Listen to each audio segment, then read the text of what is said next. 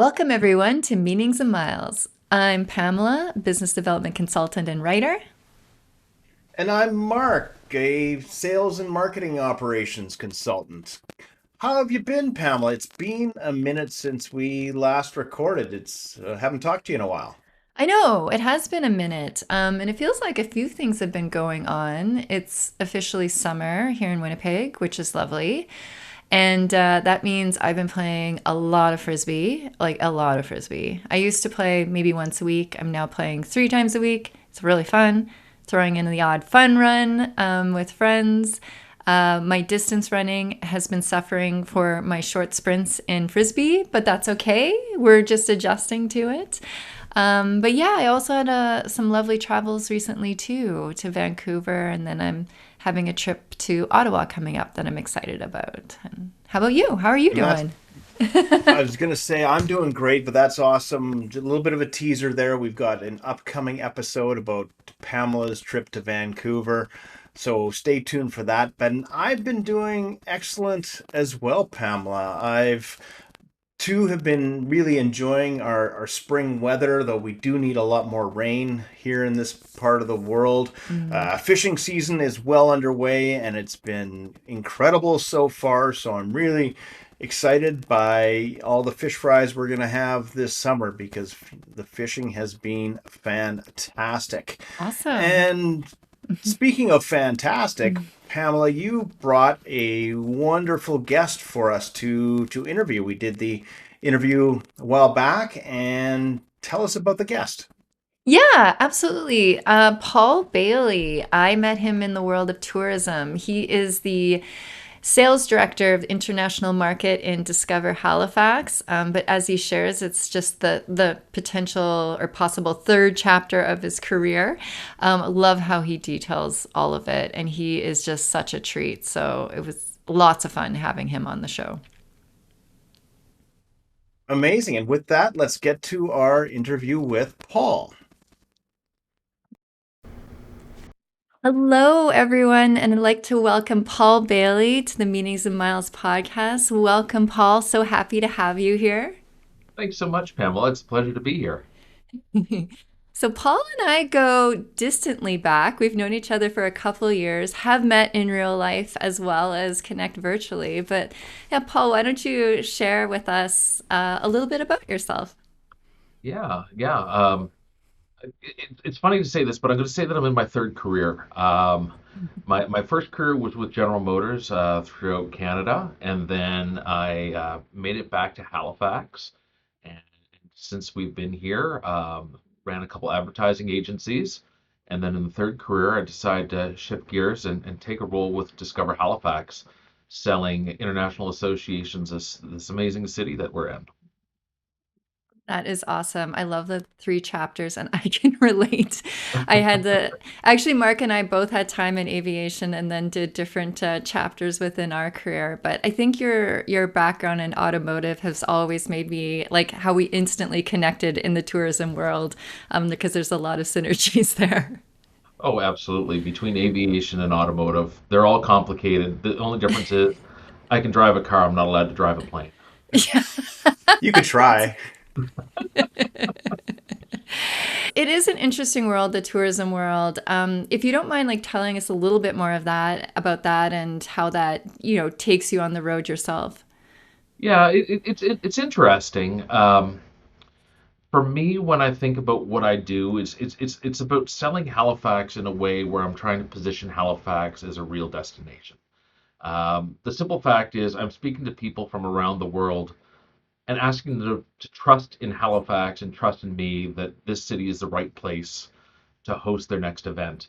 So I try to avoid the glossy brochures and the buzzwords and really settle on the truthiness of Halifax, be it the fog, be it the salt air, be it the authentic people. Uh, you know, my job is to invite the world here, and it's a lot of fun. Um, it's interesting because a lot of what I do revolves around travel. A lot of the time, I'm asking people to come here, which is something where, depending on where you are around the world, It can be a short flight or a long flight. It can be a short train ride. It can be a long train ride. It can be a short drive. It can be a long drive. Um, but I'm asking people to travel here. But part of that is I'm willing to travel myself around the world to pitch Halifax.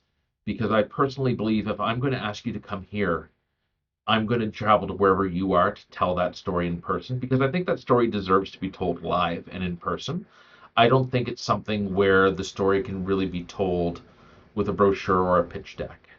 I think having a chance to sit down and tell stories, meet people, read the room, have that permission to interrupt, have the ability just to go up and shake somebody's hand or give them a hug, it means the world. And that's not something that you're going to be able to do with a PDF or a PowerPoint.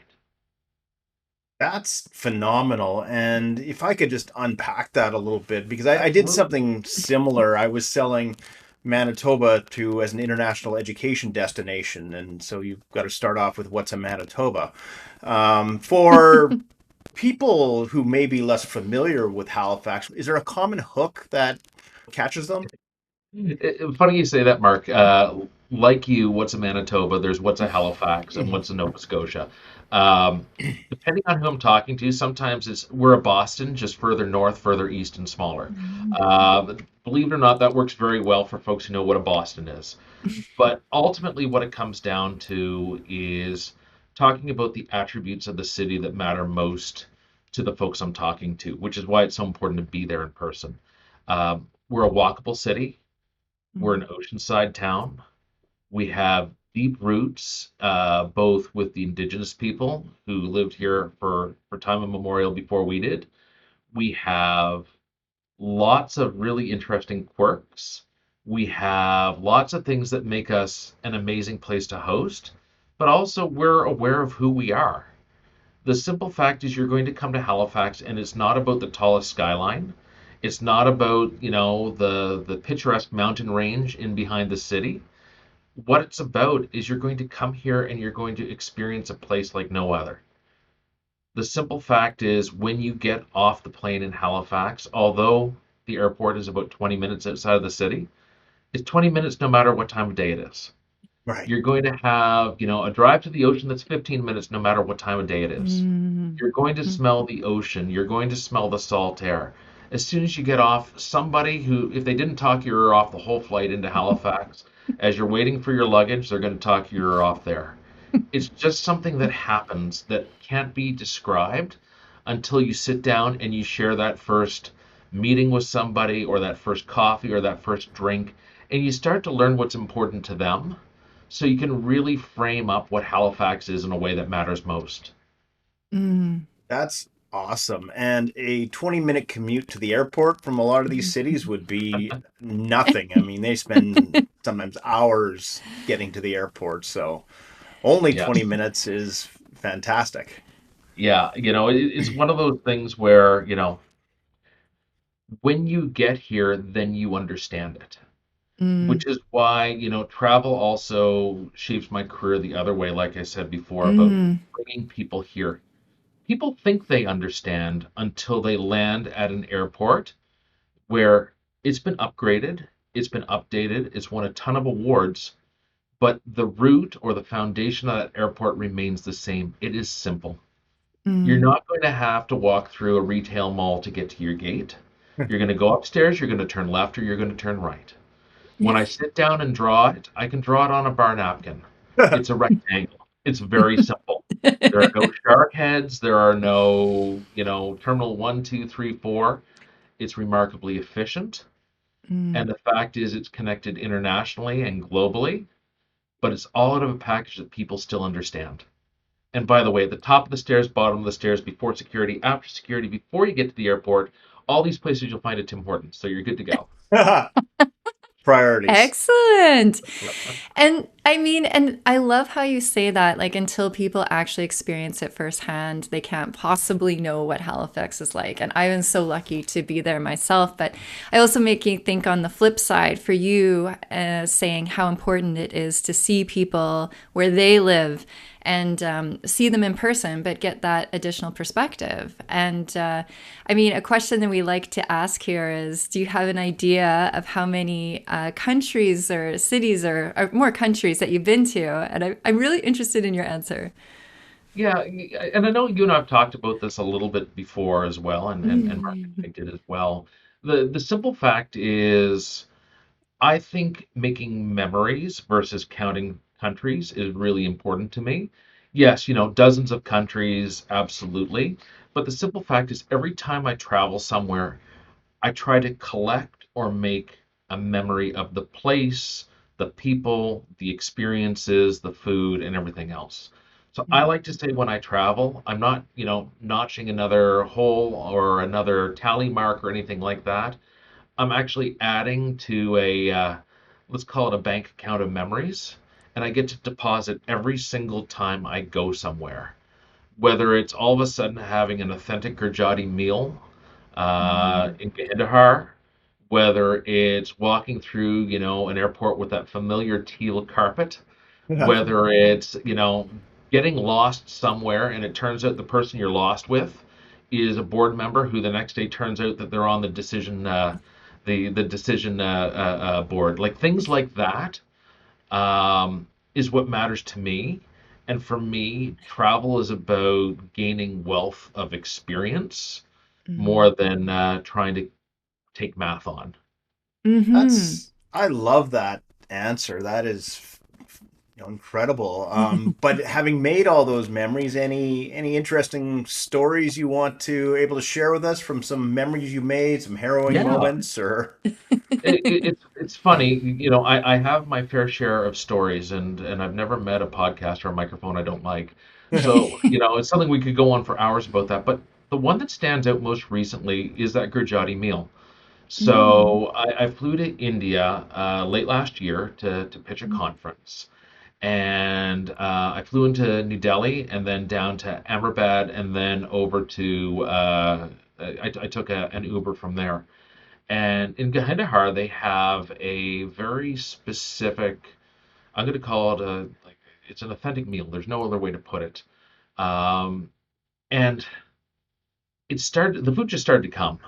And I sat Mm. down at a table, and this table was a good sized table. And there was a charger plate or charger plate equivalent in the middle. But then they just started to bring out all these small dishes, just dish after dish after dish after dish. Sometimes it would be a beverage, sometimes it would be something that you'd put on naan or something like that. Other times I still don't know what all of it was. I've sat down with many of my friends from that region and they tell me everything. I couldn't tell you what it was. But I was there for like 2.5 hours, and every 5 minutes something else would come out. By the time it was done, the table was just full of these small metal dishes. And the poor waiter, he spoke poor English, and I spoke poor Punjab. So like between the two of us, I don't think we really communicated, but we did through the food, and that was by far the Mm. coolest experience I ever had. In recent times, it was unique, it was local, it Mm. was it was something that I could only experience there, Mm. um, and I don't think I'll probably ever get a chance to experience again.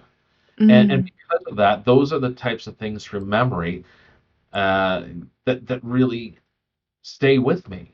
The fact that here's two people who've never crossed paths before, never will again, who speak completely different languages, come completely different cities, different countries, different cultures, different religions, different everything.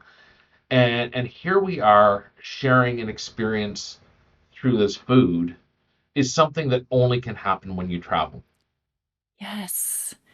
It engages all the senses, right? Like Oh, being there. absolutely. Yeah. your smell, your sights, your connection with the person. And I was going to say that just makes me think. I was telling Mark ahead of time too that I had a lovely culinary experience in Atlantic Canada with yourself, Paul, having lobster, a very authentic lobster experience. And I can remember like all the details of that experience and everything that happened and our bibs and Well, our conversation and our laughter. Yeah. but those are the types of memories. I was in Brisbane about a month and a half ago, pitching Federation International Geometric, Mm, and during the opening night, they had a koala that you could go up and interact with, and mm, a python, and a bunch of other creatures. mm. I'm standing there petting a koala, talking to this individual who has a python on her, and we're just chatting. Now, the python and the koala seemed fairly interested in what she and I were talking about, and they seemed interested in each other. I'm not sure if they connected beyond that, but the bottom line is here we are having a conversation about Halifax because she was one of the folks that would be casting a vote. And we're Mm. doing this in what is an insane place on a rooftop patio in the middle of Brisbane, Australia. Here Yeah. I am interacting with a koala that I've never had a chance to do before. She's interacting with whether it's a python or another large snake. They all kind of look the same to me. Yeah. Apologize to your You snake you audience. didn't stop to ask what the No, I didn't. snake. I'm not a snake guy. But you're Mm-mm. having this experience, and she's from, I don't know, Germany or one of the other European countries, and we're Mm. having this experience together in person. And once again, you can't do that unless you go and you leave your office or your home office or your space to be in the world. Mm. That's excellent. And food plays up such an important role in travel. Are you an adventurous eater? Is there you try anything? I will try anything. I am careful, as I do have a few allergies. Okay. Pamela and I have had jokes over that before. She knows where my EpiPen is. We shouldn't joke about it. It's still not funny. Oh, it's still completely funny. We'd be at a conference, and I'd be like, Pamela, my EpiPen is just upstairs, like 30 floors above us, 5 elevators away. We'll be fine. Uh, in all kidding, it's in all joking, it's probably in my bag next to us. Yeah. But anyway. I have to Yeah. be a little careful about that, but I do everywhere I go. I try to enjoy everything that a region has to offer when it comes to food. Anything You're you just couldn't do? um, really, I think at this point I've tried just about every type of meat there is to try. Mm. Um, I'm not sure how things would go if we got into insects, but I have a feeling at some point in my travels I'll have the opportunity to put that to practice, and I'll let you know. My rule is I'll try anything once, but I reserve the right to say if I don't like it. Fair, And so Yeah. far it's only been like horse and pig's brains that have really turned me off. fair enough. Fair enough. Yeah. But And you I tried haven't it though. I did try it. I haven't gone the insect route yet, I don't think. At As least far no as one's you told. know, As far as I know, yeah. I'm not sure where insects fall on my pescatarianism. I'd have to have an open mind on that. I think I'd be open to it. Water bugs maybe. Yeah, yeah, exactly. And Paul too, when you were mentioning having those lovely meal experiences and then talking to friends, that just opens up for me the very global network that you have and the various connections that you've made over the years. And a thing that we like to talk about in this podcast too is when you're doing business travel, like how to leverage it to the most of your ability. If there's additional, because you're also a professor as well. Like I don't know if when you're traveling on Discover Halifax business, is there any other ways that you leverage your travels for other business or personal or otherwise? I'm selfish. I'll travel for every single possible outcome I can get, Yeah. regardless of who's footing the bill, whether it's myself or Discover Halifax, MPI, or others. Mm, It's funny. I've been thinking about this ever since. since I received the questions. And about a year ago, I really decided that I hate the term networking.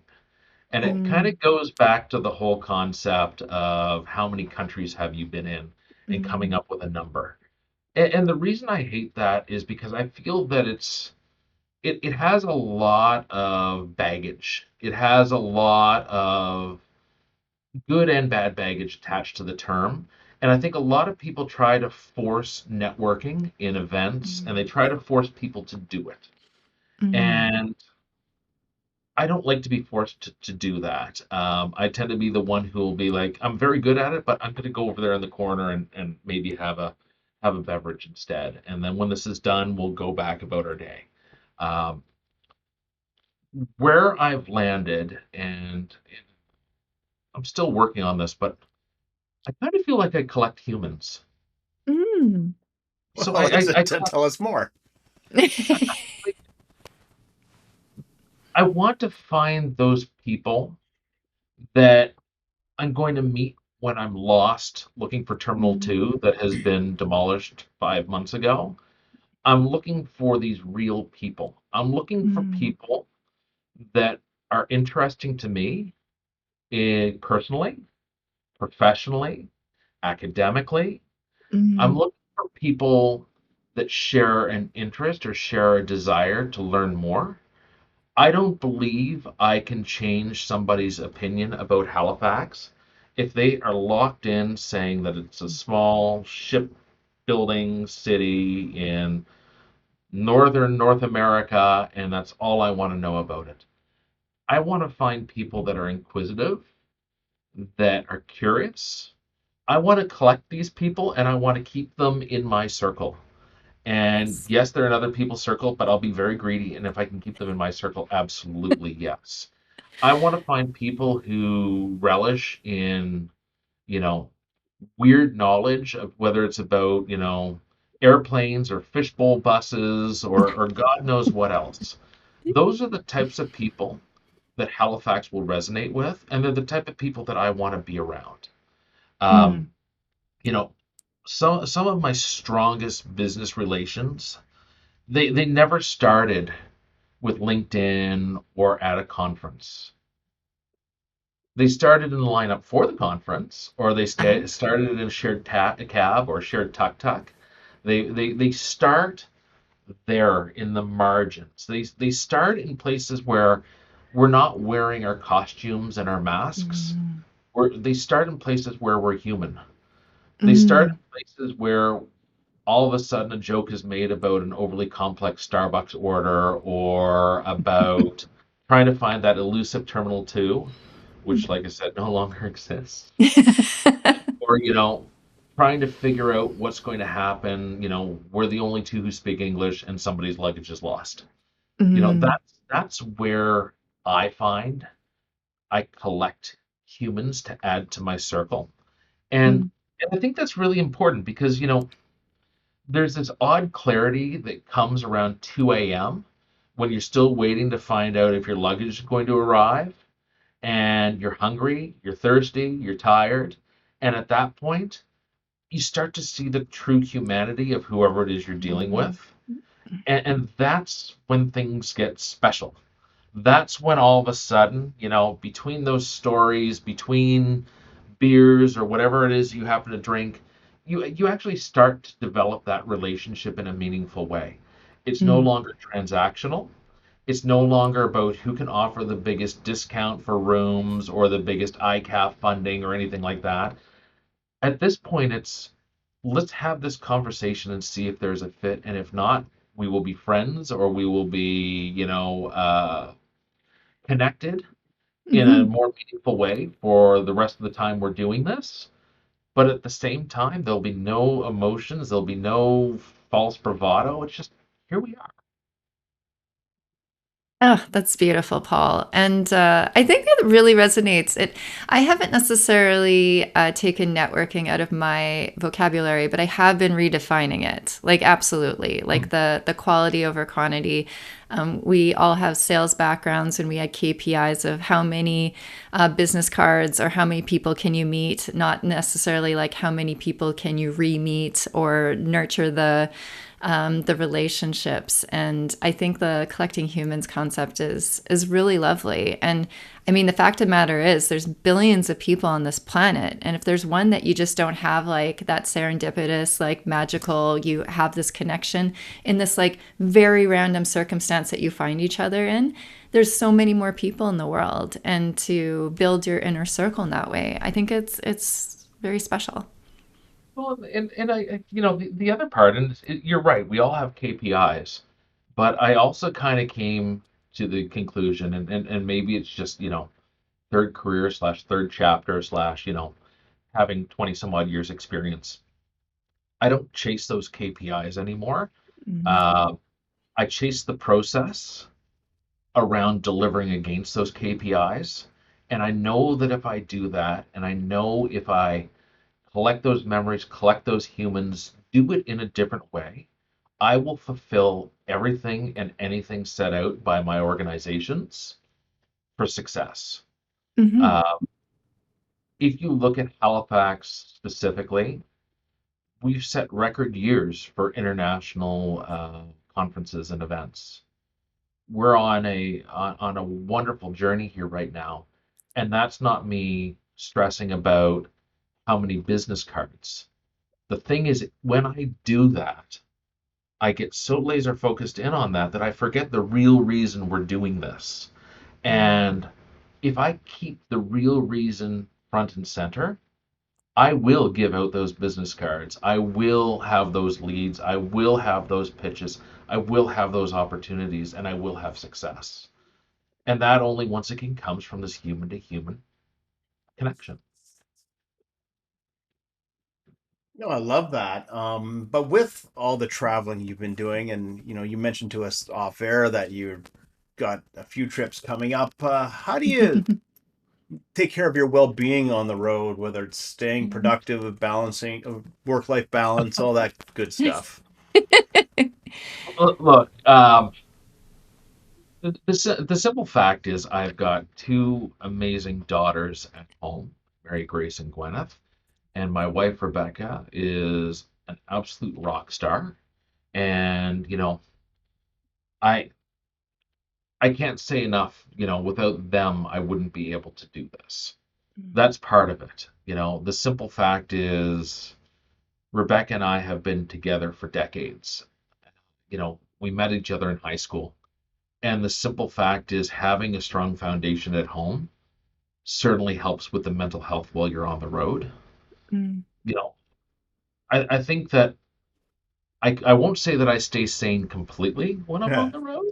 I don't think anyone does. No. No. The simple fact what we do is not glamorous. Mm. It's missed workouts. The few that I do, I like to do like two Mm. to three workouts a year. Yeah. So might miss one of those. But it's missed workouts. It's poor decisions sometimes when you're Mm. at the airport and you're trying to decide if it's A&W or Carl's Jr. Uh, both not great decisions, but it's time to eat and you need to eat. It's $9 bottled water, and it's answering emails half naked in a like a hotel robe at 2 in the morning. Like the Yeah. simple fact is these are not good choices we're making. So I need to find a way to mitigate as many of those as possible. And Hmm. it's about exploring. It's about getting out there when I have those minutes and making those memories for myself. And it's about Mm. being greedy about that. If I have the chance to walk across the street during a lunch instead of eating the convention center food, I'm going Mm. to do that because I might just find something really special. I'm going to go out and stretch my legs and not have a Google map with me and walk a couple blocks and see what I find. Um, I have the privilege of being not a small guy, and as a result, there's very few places that I feel unsafe, and I know that's Mm. not going to be the case for everyone. and I recognize that privilege that comes with that. But I'm going to leverage that as well, and I'm going to go for those walks. I'm going to see what I can see. I'm going to find what I can find, and hopefully come back with a crazy story. You know, it's not about that perfect routine. It's about forgiveness. You can't Mm. hold yourself to some crazy ideal, or oh my God, I didn't get in a 10K run this morning. Those people, I don't, not a 10K runner, but I'm going to use that as an example.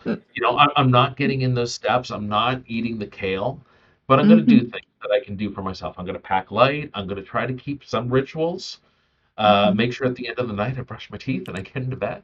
But also things like making sure that when I'm in a hotel room, if I'm there for more than one night, I am unpacking. Mm. I'm going to make sure that I do something to make the room feel like mine.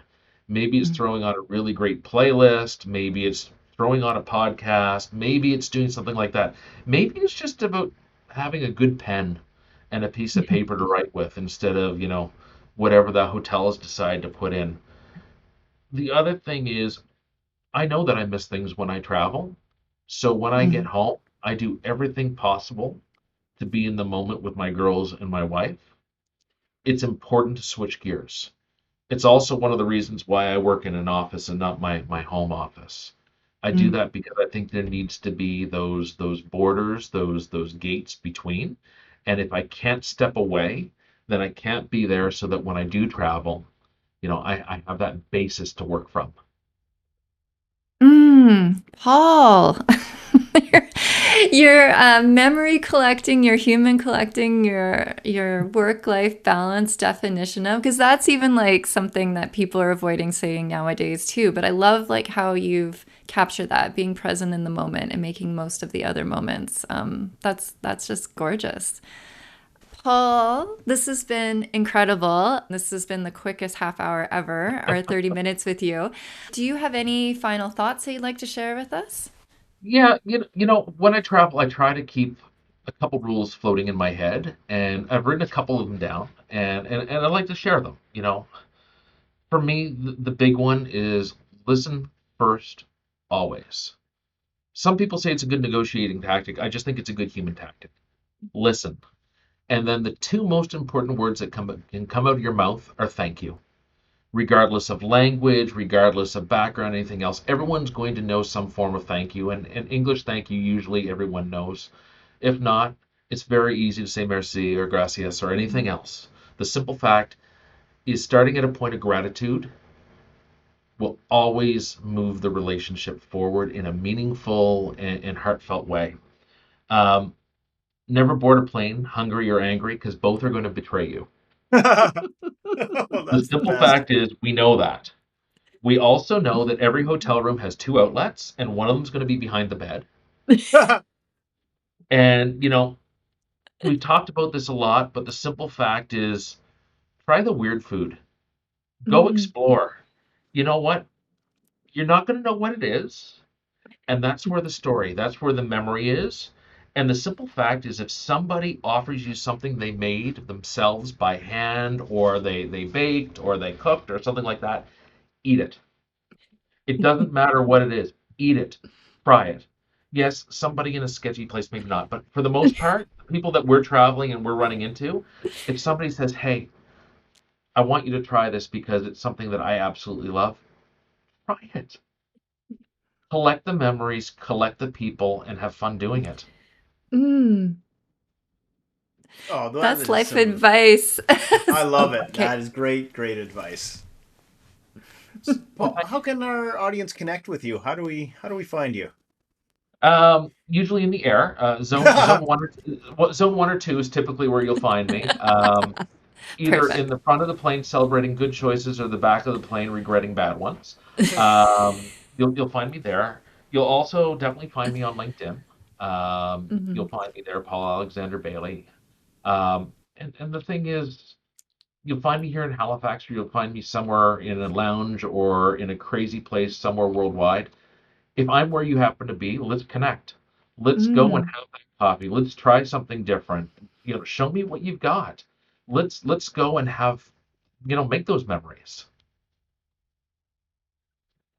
That's Incredible. fantastic. Oh, we keep talking. We'll try that. Thanks so much, Paul. Yeah, this has been incredible. As Mark said, and I'm not sure if it's going to make it, but yeah, this the philosophy or the philosopher in you. It's been just a pure joy, pure joy. Thank you, Pamela. All right. Thanks, Paul. Take care. Take care, both. Bye. Well, that was another really fun interview. I think Paul was potentially a philosopher in a past life. I love his approach and view on so many different topics. I know. I really, really like Paul. As I said, I've had that chance to meet him in real life and to travel with him and attend events with him.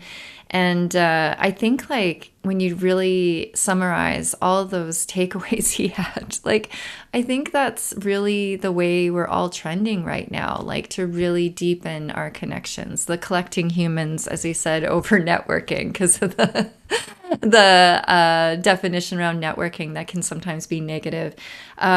He had the collecting memories versus collecting pins on a map, and just even really.